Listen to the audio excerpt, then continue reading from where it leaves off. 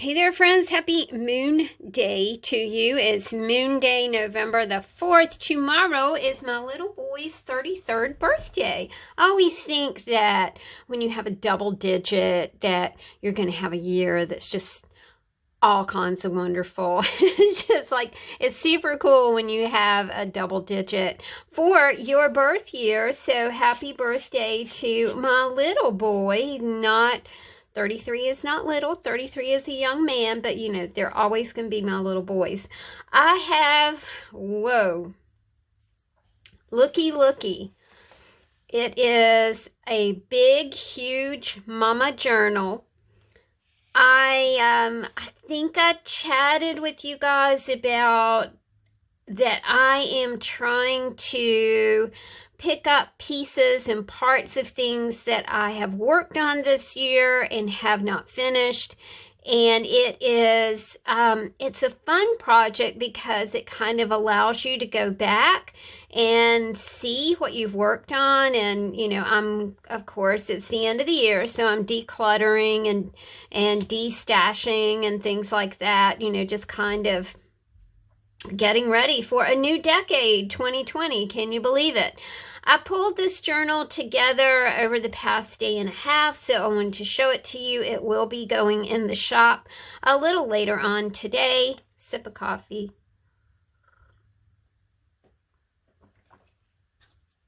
So good. It is 5 by, excuse me, 7 3/4. The spine on this baby is 2 1/2 inches. So it is a big spine book. And the fun part about it was I was able to use these big fatties on the spine. These are our rolled paper beads. And I just thought that just was like, yay, you know, I can finally use these big fatties. And I really do love them. The closure of the journal says pieces of life, and that is what this book is about. You can, and people have asked me, well, what do you do with a flow journal? I am writing a little PDF that I will hopefully get finished in the next couple days. I've got several writing projects going on right now. I want to finish that up so I can offer it to you guys, either, you know, in the Etsy shop, or I can't copy it and send it to y'all, but I could do it as a PDF and send it to you by email, and then you could copy it and, you know, send it around. Especially if you're giving flow journals as gifts, because people sometimes don't quite know what to do with them. This one says Pieces of Life, and that is the title of this book. Like I said, it is a huge honkin' journal. We'll just start out here. Each day holds its own special joys. That is kind of like the book played in here. I am not going to unload every pocket. I can't even describe what's in every pocket because it's stuffed full. We have chippies. We have DIY mini book blanks in here. Chipboard pieces, scrap bits, art trading card blanks, tag blanks, something like this you can pull out and collage on it or whatever you want to. A bit of fabric, some vintage buttons, and it also has some of Sarah's auntie's writing as she was planning to do a project with this yarn here. So I just, you know, I love anything that speaks to a time, speaks to an era, especially if someone is no longer, you know, they're not in physical shoes anymore. They're somewhere else. It has pattern paper in it, another big tag right here. There are papers in the back of each pocket. This is a 1971 Red Cross home nursing manual. I thought that the black and white photos were just stellar. I believe this is from a book about I think it's about quilting. No, this is a book about design. I'm not sure what the year is. Oh, there it is right there. There's the quilting. And it's 1961, y'all. It has a patchwork design, a log cabin design. I was the recipient of a book called American Quilts, I believe. It's downstairs right now. And I did, it was cool. It was a cool book because I can't remember exactly who gave it to me, but whoever gave it to me was into quilts, and they had clipped articles and put photos in, and it was just, you know, it became like a compendium, right, of somebody's space in time. And I think that's what's interesting about books like this, because it defines a space in time, a hobby, an interest for, you know, whoever owned the book. I did put you guys some vinyl in here. This would be great to make your own traveler's notebook if you're into that kind of thing. Blanks, sheet music. This is Braille. I love it. A piece of Braille. More of the how to make, you know, a dress or whatever with pattern paper. Miss R sent this, and I love it. We have bits from the Ida collection, the Ida gift card, greeting card collection, also from Miss R. This is from the American Quilt book. The font is so beautiful. It talks a little bit about wood block printing, hand painting and printing on cotton. I believe these were hand painted kind of quilt instructions. More of the vinyl right here. A big honkin' pocket with all kinds of things in it. It's got fabric, and there is also a mini book right here. I don't do these a whole lot now, but I really I gravitated to stuffing this journal because I love to stuff journals. I think it's one of the most fun things in the whole wide world to be able, and because it's a big journal, y'all, I was able to get a lot in it. I did measure it, and it will ship for $8. I think I'm going to put this in the shop for $42, and then that way with the shipping, you'll come in right at $50. I've got an oversized chippy here. This is so 1990, and this is from the Ida collection. It is the front of one of the gift cards. You've got small stacks of paper in here that are secured with a brad. This is from a Take 5 art project. I thought that one turned out really super cool. That's another thing too. You know, I can just put whatever I want. Now, on the back of these, and I'm just going to I'm going to shove this over and kind of hold it up so you can see it. These are handwritten recipes from a super old recipe book. They are really so cool. This one's for popovers right here.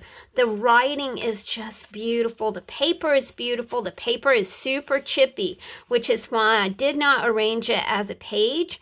They are, and you've got 8 of them, I think, tucked in here. Oh, wait, that's not right. You got 4 of them tucked in here.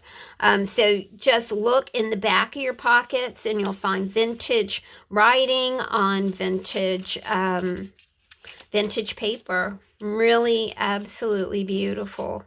This is another piece from Miss R. This is a coffee filter. I am saving my coffee filters now because I love to use them as art elements. I am really focused on anything that I can use that falls into my daily life, you know, whether it's food packaging or whether it's a label from a tin can or something that I pick up on my days out. I really want to incorporate the very junky stuff back into my journals. I know it's really sweet to get like new stuff, but I really do like junk. This page just looks really pretty to me. So you've got one of Ida's greeting cards, a little bit of Braille, and this beautiful, beautiful paper that I was lucky enough to pick up at Michael's over the weekend. Art trading coin blanks in here. A little bit of prompts like this. You make me happy. What are the things that make you happy? And you know, I mean, I mentioned that we're at the end of a decade.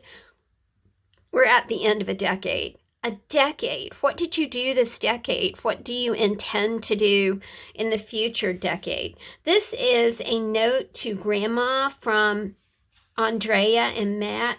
Thank you so much for the generous check you gave us. Matt and I really appreciate it, and we'll be sure to put it to good use as we start our lives together. Really super cool thank you note. More salvage script for y'all to play with. You know, like I said, a moment in time, a memory, a representation of what was going on at that time in these people's lives. I'm sorry, I probably was out of frame a wee bit. I've been chatting too hard. I've got some foam elements, bingo elements in here, some cutouts. I love this, and it was so nice to use it as a whole piece. It is a delicious pickle pouch, and I love it. I love pickles. I love olives. I love anything like that. I think I could do that whole Mediterranean diet thing and just be super happy just eating fish and pickles and veggies if I knew how to cook fish. That's my big downfall. I've got more fabric in here for you. Another little mini book. Some little skinny paper collections here that are held together with a brad. Pretty paper. This is an example of the kind of thing that I am doing, you know, as instant art, instant daily art. I've got my little setup downstairs where I can take my coffee filter out in the morning, you know, after it's done brewing, and I put it on pieces of paper, and I love the designs that are just happening. I just think it's really super neat. This is from the 1962 Woman's Day magazine. A wife declares, look at this. A wife declares that she requires more than $20 a month to buy clothes for a family of 4. Her husband remembers when that allowance was more than enough for the purpose. What he overlooks, of course, is that prices of most things have risen steadily, and that an amount that was adequate only a short time ago is no longer sufficient. Don't you love that? Dear Donna and Gabe, more salvage script for you. This is a piece of origami paper, so fragile and beautiful. Just so much, you guys, for you to play with. Man, if you are planning to be out of town during the month of December, maybe you've got family to see, this is a great book to have with you because you've got everything you need. You've got fabric, you've got vinyl, you've got papers, you've got greeting cards. You know, pull this out and make something of it. I also included some of these little pockets that I had made. I did a tutorial about these pockets, so I included one of those in here. We've got napkins to play with. You know, basically you could sit down with something like this, a glue stick and, you know, some scissors, and just have at it. Don't you love this? It says the perils of goal setting. And I'm like, really want to set goals, but I do think that that is a rather perilous little haul to go into. I'm just not sure about goal setting. It sounds real nice, but at the end of the day, if you have not met your goals, I can tell you it is the most frustrating thing in the whole wide world to sit down with your list. You've been busy all day. You have not even stopped to take a break, not a coffee break, not a lunch break, and nothing on that list is checked off. So it's like, you know, Is goal setting overrated? What do y'all think? Is goal setting overrated? What's inside the doorbell? I love these because this book smelled like a library. This is a child's greeting to Grandma Ida.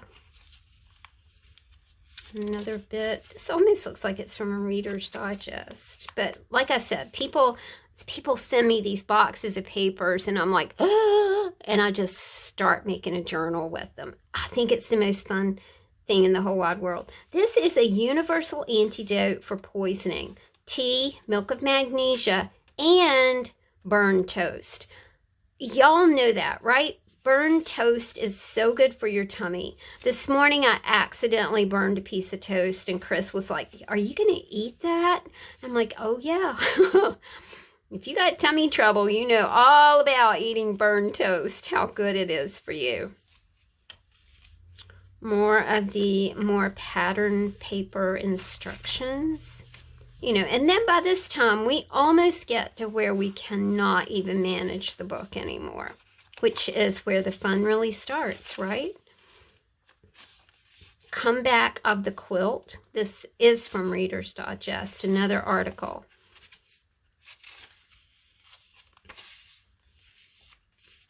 And then this is the back of the book. I love it because it has this, I think that's from World War II when, you know, when, I forget what that iconic photo is. The kiss. It's not the kiss, but, you know, you get the idea. And this is an actual postcard right here.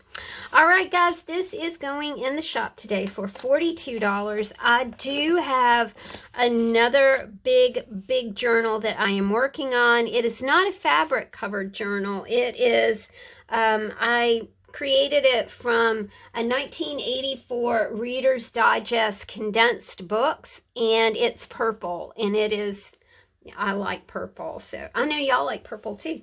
Thanks for hanging out with me, y'all, and thanks for listening to me jabber and jabber and jabber. I will talk to you soon. Bye.